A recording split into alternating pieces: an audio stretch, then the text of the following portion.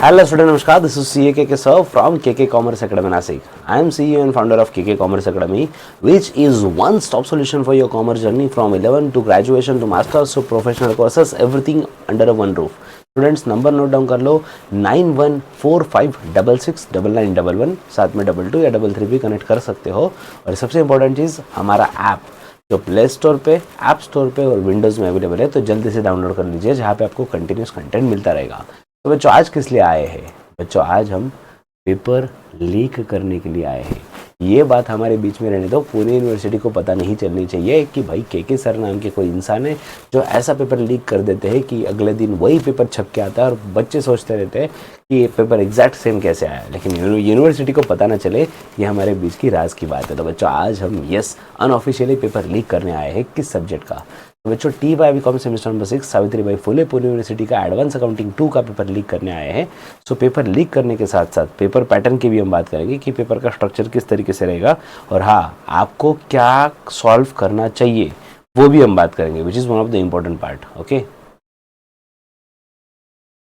तो बच्चा लोग पहले हम क्या क्या देखने वाले हैं इस वीडियो में। वीडियो एक 10 मिनट के आसपास रहेगा। इसमें हम क्या क्या कवर करेंगे? सबसे पहले तो पेपर पैटर्न, दूसरी चीज़ इंपॉर्टेंट क्वेश्चन, तीसरी चीज़ हमें इसमें से कौन से टॉपिक करें तो बेहतर रहेगा एज पर द टाइमिंग, हमें एग्जाम के टाइम कंसिडर करते हुए what is the best solution. So let's see, देखते हैं डिटेल में।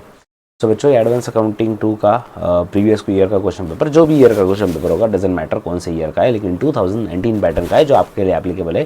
2.5 घंटे का पेपर रहेगा, 70 मार्क का पेपर है। स्टूडेंट्स क्वेश्चन नंबर 1 इसमें कंपलसरी है और क्वेश्चन 2 आपको 2, 3, 4 में से कोई भी 2 आपको सॉल्व करने हैं। ठीक है। So question number 1 a fill in the blanks 5 mark के लिए रहेगा, विच इज़ लॉटरी। 4 में से 1 लिखना है, 4 ऑप्शन दिए तो फिर तो आप जुगाड़ करके कैसे भी लिख दोगे, टेंशन की बात ही नहीं है। इसकी ज़्यादा चिंता मत करो बच्चों, आप बराबर लिखोगे एग्जाम के टाइम। कैसे आपको भी पता है, मुझे भी पता है। अभी चलो राज को राज ही रहने दो। 7 में से 5 लिखने फिल इन द ब्लैंक्स, तो उसमें भी 2 ऑप्शन है। नेक्स्ट ट्रू और फॉल्स। बच्चों इसमें भी 7 दिए हैं, 7 में से 5 लिखने 1-1 मार्क के लिए। So that is also the good opportunity. इसमें भी 2 ऑप्शन एक्स्ट्रा है, तो 5 मार्क के लिए हो गए ट्रू और false. Next match the following. इसमें ऑप्शन नहीं होते, एक्स्ट्रा 5 दिए गए हैं जिसमें 5 आपको fill in the blanks match करने हैं। सो 5 1 5 मार्क्स ये हो गए। और शॉर्ट नोट्स के लिए बता दें तो बच्चों 5 क्वेश्चन पूछे जाएंगे शॉर्ट नोट्स के, जिसमें से 3 आपको लिखने हैं एटलीस्ट, करेक्ट। और 5 में से 3 लिखोगे, 5-5 मार्क के हिसाब से 15 मार्क का शॉर्ट नोट्स हो गया। तो 5 मार्क्स का fill in the blanks, 5 marks का ट्रू और फॉल्स, 5 मार्क्स का मैच द पेयर्स। तो ऑब्जेक्टिव के 15 मार्क्स हो गए और शॉर्ट नोट्स के 15 मार्क्स। तो इस तरीके से 30 मार्क्स का पेपर आपका कवर हो गया थ्योरी पेपर में, राइटिंग में। डन। अब बात करते हैं सॉल्विंग की। तो सॉल्विंग का पेपर क्या आएगा? तो बच्चों क्वेश्चन नंबर 2 की अगर हम बात करें तो find account of cooperative society. इसमें आइदर कंज्यूमर कोऑपरेटिव सोसाइटी या क्रेडिट कोऑपरेटिव सोसाइटी, दोनों भी आ सकता है, मतलब दोनों में से एक आ सकता है ऑफकोर्स। तो 20 मार्क के लिए क्वेश्चन आएगा, तो जिसमें ऑफकोर्स आपसे एक्सपेक्टेड क्या रहेगा, you have to prepare profit and loss account and balance sheet. और अगर कंज्यूमर कोऑपरेटिव सोसाइटी पूछा है तो trading, profit and loss, balance sheet, तीनों भी पूछा जाएगा। बच्चों इस टॉपिक का फॉर्मेट बहुत लंबा है, लेकिन बच्चों ट्रस्ट मी, अगर एक बार फॉर्मेट लर्न कर लो, this is the golden part for you. एक बार फॉर्मेट आपको अच्छे से लर्न करना है, इसका बेनिफिट बहुत ज़्यादा होगा। ये टॉपिक बहुत मस्त है, बहुत भारी है। फॉर्मेट लर्न करने में चाहे आपको ज़्यादा टाइम लग जाए, शायद आपको लिखना पड़े, प्रैक्टिस करनी पड़े, फिर याद रहेगा, लेकिन एक बार फॉर्मेट याद रह जाए ना तो उसके बाहर कुछ भी नहीं है। क्वेश्चन सॉल्व करना मतलब सिर्फ फॉर्मेलिटी बच जाती है अगर फॉर्मेट आपको परफेक्टली आ रहा है तो। Find account of cooperative society must do chapter, must do, करना ही चाहिए, आपने करना ही चाहिए, 101 तक का करना ही चाहिए।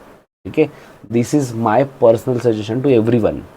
Next chapter number, next question number 3 which is branch accounting, which is related, नहीं सॉरी, ये नेक्स्ट क्वेश्चन आया है। Question number 3 is related to analysis of financial statement. तो बच्चों chapter number 4 analysis of financial statement, जिसमें ratio analysis वाला है। 1 2 3 4 5 6 पूछे भाई, आगे भी है नहीं, सिर्फ 6 रेशियोज पूछे। और बच्चों वो भी बहुत सिंपल है। Gross profit ratio, gross profit upon net sales into 100। Net profit ratio, net profit upon net sales into 100। Operating ratio, cost of goods sold plus operating expenses upon net sales into 100। Current ratio, current asset upon current liabilities. Liquid ratio, liquid asset upon liquid liabilities. Stock turnover ratio, cost of goods sold upon average stock into 100, नहीं into 100 नहीं आता, उसमें times में answer आता है। ठीक है बच्चों, बहुत बढ़िया टॉपिक है। मतलब सिर्फ आपको गिन चुन के 9-10 फॉर्मूले आपको लर्न करने हैं। वो फॉर्मूले एक बार लर्न कर लो भाई, काम हो जाएगा आपका। उसके बाहर आपको पूछते ही नहीं है। ठीक है, उसके बाहर आपको 99% नहीं पूछेंगे, तो 1% इसको उठा सकते हैं यार, राइट। और आपको 20 मार्क के लिए क्वेश्चन है ना ये, तो मतलब ऑलमोस्ट मोटा मोटी पकड़ लो आपको 6 फॉर्मूले, तो 6 3 18, 2 प्रेजेंटेशन के लिए वगैरह 2 मार्क पकड़ लो, तो 3 मार्क के लिए आपको एक पूछा हुआ है। तो अगर एक आधा गलत भी हुआ तो 3 मार्क्स ही कटेगा, उतना ही कटेगा सिर्फ, बाकी मार्क्स तो आपको कंफर्म मिलने ही वाले हैं। तो ये भी मस्ट डू चैप्टर है। This is suggestion from me as a chartered accountant, as a educator. तो बच्चों ये चैप्टर आपको करके जाना ही चाहिए किसी भी हालत में। ये चैप्टर ऑप्शन में मत डालना, बिल्कुल भी मत डालना, बहुत रैप चैप्टर है। मतलब 20 मिनट में 20 मार्क देने वाला एकलौता चैप्टर है पूरे पेपर में, ठीक है। नेक्स्ट ये ब्रांच अकाउंटिंग 20 मार्क का। ब्रांच अकाउंटिंग में 1 2 3 4 5 6 आधा डजन अकाउंट पूछे हुए। स्टॉक अकाउंट, डेटर्स अकाउंट, पेटी cash account, adjustment expense account, profit and loss account. बच्चों मैं ऐसा नहीं कहूँगा कि टॉपिक इम्पॉसिबल है वगैरह, बट मेरा ये सजेशन है, ये चैप्टर आपने नहीं करना चाहिए। ये मेरा सजेशन है, ये चैप्टर आप मत करो, बिल्कुल मत करो। इसमें मिस्टेक करने के चांसेस सबसे ज़्यादा है, सबसे ज़्यादा चांसेस इसी में आप मिस्टेक करोगे, ठीक है। सर ऐसा थोड़ी है, फाइनल अकाउंट ऑफ कोऑपरेटिव में भी कुछ टॉपिक मिस हो सकता है भाई। मेरे भाई अगर आप फॉर्मेट लर्न कर लो ना, आप उसमें एक आधी चीज़ भूल भी जाओ तो उतने मार्क्स कटेंगे भाई, इसमें ज़्यादा नुकसान हो जाएगा, ठीक है ना। तो आप मानो मेरा, ये चैप्टर छोड़ दो आप, ठीक है। तो 20 मार्क के लिए आपको एनालिसिस ऑफ फाइनेंशियल स्टेटमेंट उसके रेशो, और 20 मार्क के लिए final account of cooperative society 40 mark का है, 30 मार्क का थ्योरी। इस तरीके से आपको पढ़ के जाना है स्टूडेंट्स। मेरी अगर आप सुनो स्ट्रैटेजी के लिए मैं आपको सजेस्ट करूंगा कि पहले तो क्वेश्चन नंबर 1 कर लो, ठीक है ना। क्वेश्चन नंबर 1 मतलब ये 5-5 मार्क के जो ऑब्जेक्टिव है तो 15 मिनट में हो जाएंगे, राइट। शॉर्ट नोट्स का आप 20 मिनट पकड़ लो शॉर्ट नोट्स लिखने के लिए, मोटा मोटी भाई 45 मिनट पकड़ लो आप, डन। 45 मिनट्स में क्या बोल रहा हूँ मैं, सिर्फ थ्योरी। मैंने बहुत ज़्यादा एक्स्ट्रा टाइम बोल दिया बढ़ा चढ़ा के, ठीक है। फिर भी कोई दिक्कत नहीं, आपको देखो 2.5 घंटा दिया है ना, 2.5 × 60 मतलब 150 मिनट है, माइनस 45 मिनट्स किस में गए, थ्योरी में गए, छपाक छपाक। तो 45 मिनट जाने के बाद आप एनालिसिस ऑफ फाइनेंशियल स्टेटमेंट वाला क्वेश्चन सॉल्व कर लो। एनालिसिस ऑफ फाइनेंशियल स्टेटमेंट, तो इसमें कितना मिनट लगना चाहिए, 15 मिनट लगना चाहिए। सर मुझे 20 मिनट लगा, भाई 25 मिनट ले ले, कोई टेंशन मतलब 25 मिनट ले लो। कितना बचा है, 80 मिनट्स। अगर आप बोलोगे सर ब्रांच वो जो कॉर्पोरेट अकाउंट में बहुत टाइम लगता है, final account of cooperative society में 80 मिनट से भाई तेरे पास 1 घंटे से ज़्यादा और क्या चाहिए तेरे को, उससे ज़्यादा क्या ही लग जाएगा। कैलकुलेटर तो अलाउड है ना, कैलकुलेशन में तो टाइम नहीं लगने वाला, मतलब कोई एक्सक्यूज ही नहीं बनता आपके पास पेपर कंप्लीट ना होने का। 80 मिनट्स बचे आपके पास, और 10 मिनट टाइम पास कर लो यार, मतलब आपको एक्स्ट्रा कहीं पे लग गए तो बच्चों 70 मिनट आपके पास बच रहे फिर भी। सो आपका पेपर 101 का कंप्लीट होगा, तो आपको यही स्ट्रेटेजी फॉलो करोगे तो आपके लिए बेटर रहेगा। Now come to the paper leak. बच्चों का पेपर लीक में भी आपको इंपॉर्टेंट न्यूमेरिकल क्वेश्चन तो नहीं बताया जा सकता, न्यूमेरिकल क्वेश्चन में तो फिगर्स वगैरह जो भी है, ठीक है। उसके लिए तो हम संजीवनी बूटी बैच कंडक्ट करने वाले हैं 99 रुपीज़ में। अगर आपने अब तक ज्वाइन नहीं किया तो जल्दी से कर लो, क्योंकि उसमें हम न्यूमेरिकल क्वेश्चन भी, मतलब प्रीवियस ईयर का एक क्वेश्चन पेपर एक पूरा पेपर सॉल्व कर लेंगे हम, जिसमें ऑब्जेक्टिव वगैरह भी हो जाएगा और सॉल्विंग के भी क्वेश्चन कवर हो जाएंगे 99 रुपीज़ में। KKCA के ऐप में आपको मिल जाएगा, ठीक है, सिर्फ 99 रुपीज़ में संजीवनी बूटी बैच। और सबसे बड़ी बात, ऐसा नहीं कि सिर्फ थ्योरी कवर किया जा रहा है भाई, उसमें हम न्यूमेरिकल क्वेश्चन कवर करेंगे, ठीक है।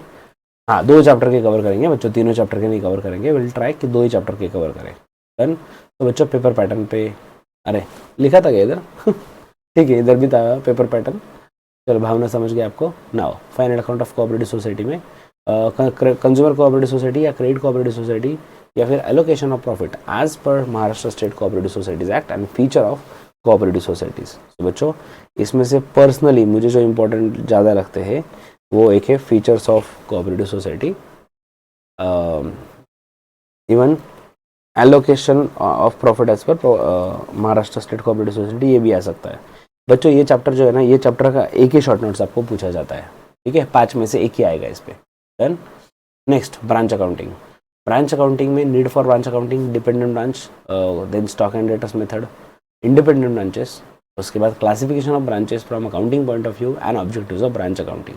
बच्चों सबसे ज़रूरी मुझे ऐसा लगता है कि क्लासिफिकेशन ऑफ ब्रांचेस आप कर लो, क्योंकि क्लासिफिकेशन कर लिया मतलब डिपेंडेंट ब्रांच और इंडिपेंडेंट ब्रांच वो तो ऑलरेडी उसमें कवर हो ही गया ना, वो ब्रांच के टाइप ही है ना, डिपेंडेंट और इंडिपेंडेंट, उसमें ऑटोमेटिकली कवर हो जाएगा, ठीक है। तो this is important, classification of branches आपको करके जाना है। उसके साथ साथ ऑब्जेक्टिव्स ऑफ ब्रांच अकाउंटिंग और नीड फॉर ब्रांच अकाउंटिंग ये करके जाना। इसमें भी नॉर्मली ब्रांच अकाउंटिंग पे एक आधा ही क्वेश्चन आपको पूछा जाएगा 5 में से, ठीक है। Next recent trends in accounting. बच्चों रिसेंट ट्रेंड्स इन अकाउंटिंग ये थ्योरी चैप्टर है, क्योंकि इस पे न्यूमेरिकल क्वेश्चन नहीं पूछा जाता, इसलिए इस पे मल्टीपल शॉर्ट नोट्स पूछे जाते हैं, ठीक है, मल्टीपल शॉर्ट नोट्स पूछे जाते हैं, जिसमें See, let's say accounting for CSR, that is corporate social responsibility. Then explain the concept of forensic accounting. Then Panchasutri of corporate social responsibility. Then derivative, artificial intelligence and accounting, duties of forensic accounting, accounting for derivative contract and benefit of forensic accounting. बच्चों आपको मैं बताऊँ तो एक question confirm forensic accounting पे पूछा जाएगा. Forensic पे एक क्वेश्चन कंफर्म लिख लो आप फॉरेंसिक पे. ठीक है, अभी फॉरेंसिक के क्या पूछेंगे, जैसे यहाँ पे ड्यूटीज पूछा है, यहाँ पे बेनिफिट पूछा है, यहाँ पे कंसेप्ट पूछा है, लेकिन फॉरेंसिक पे एक क्वेश्चन कंफर्म. दूसरा डेरिवेटिव कॉन्ट्रैक्ट पे एक क्वेश्चन आएगा आपको. डेरिवेटिव कॉन्ट्रैक्ट पे एक क्वेश्चन आएगा. बच्चों अगर मैं आपको इतनी ज़्यादा हाई प्रोबेबिलिटी बता रहा हूँ इस पे क्वेश्चन आएगा ही आएगा, तो उसमें सब कुछ करके जाओ ना. डेरिवेटिव में क्या आएगा, तो डेरिवेटिव तो पूरा करो यार. मतलब डेरिवेटिव का सिर्फ मीनिंग पूछ ले या फिर अकाउंटिंग फॉर डेरिवेटिव पूछ ले, तो आपको दोनों भी आना चाहिए. ठीक है ना. तो फॉरेंसिक और डेरिवेटिव पे आने के चांसेस बहुत हाई. उसके बाद आर्टिफिशियल इंटेलिजेंस पे क्वेश्चन. एंड लास्ट CSR पे क्वेश्चन. तो बच्चों यही इंपॉर्टेंस की सीक्वेंस भी है. सबसे इंपॉर्टेंट फॉरेंसिक, उसके लेस इंपॉर्टेंट डेरिवेटिव, फिर आर्टिफिशियल इंटेलिजेंस और CSR. बच्चों पूरे चैप्टर में अगर आपको पता है कि शॉर्ट नोट्स में 5 में से 2-3 इस पे आ जाएंगे. ठीक है, 5 में से 2-3 अगर इस चैप्टर पे कवर होने वाले हैं, मतलब अभी ये क्वेश्चन भी देखोगे आप. हाँ, अगर यहाँ पे भी देखो कॉर्पोरेट सोशल रिस्पॉन्सिबिलिटी, डेरिवेटिव 2 पूछ लिए. ठीक है ना. मिनिमम 2 मैक्सिमम 3 इस पे आ जाएंगे. तो इसकी प्रोबेबिलिटी है तो फॉरेंसिक, डेरिवेटिव, AI, CSR ये चारों परफेक्ट करके जाना. शॉर्ट नोट्स कंफर्म हो जाएगा आपका. 10 मार्क का काम आराम से हो जाएगा. ठीक है. और एनालिसिस ऑफ फाइनेंशियल स्टेटमेंट जो है बच्चों, इसमें जो ये तो देख ही रहे हो, मुझे पर्सनली जो इंपॉर्टेंट लगता है वो मैं आपको बता रहा हूँ. Objective of ratio analysis. ठीक है. दूसरा एडवांटेजेस ऑफ रेशियो एनालिसिस. और तीसरा मीनिंग ऑफ रेशियो एनालिसिस. ये 3 मुझे पर्सनली ज़्यादा इंपॉर्टेंट लगते हैं. ठीक है. अब मैंने ही दिए हुए 8 तो मैं ऐसे नहीं बोलूँगा कि बाकी बिल्कुल भी मत करना, बट पर्सनली ये 3 ज़्यादा इंपॉर्टेंट है. अगर टाइम कम हो तो ये 3 तो भी एटलीस्ट करके जाना है. ठीक है. सो बच्चों क्वेश्चन बैंक है ये, लेकिन याद रखना this question bank is just given on the basis of our experience. This is not any official paper leak कि भाई हमें पेपर पता है, ऐसी कोई बात नहीं है. लेकिन हाई प्रोबेबिलिटी है, अब तक का रिकॉर्ड है, सालों से हम क्वेश्चन बैंक दे रहे हैं, इसके बाहर क्वेश्चन नहीं आ रहा है. तो इस हिसाब से बता रहे कि ये पढ़ के जाओ, लेकिन टाइम अगर है तो अलाउ कर रहा है टाइम आपको, तो सब कुछ डेफिनेटली पढ़ के जाना. तो बच्चों अभी तक अगर आपने संजीवनी यूनिवर्सिटी बैच ज्वाइन नहीं किया है, 99 रुपीज़ में आपको क्या क्या मिल रहा है भाई. रिवीजन कोर्स मिल रहा है, फ्लो चार्ट मिल रहा है, रिवीजन के नोट्स मिल रहे हैं, साथ ही साथ प्रीवियस ईयर क्वेश्चन पेपर मिल रहा है, रिवीजन के ऑडियो मिल रहा है, ये सब मिल रहा है. तो जल्दी से ज्वाइन कर लो. Happy learning with KKCA. Bye bye.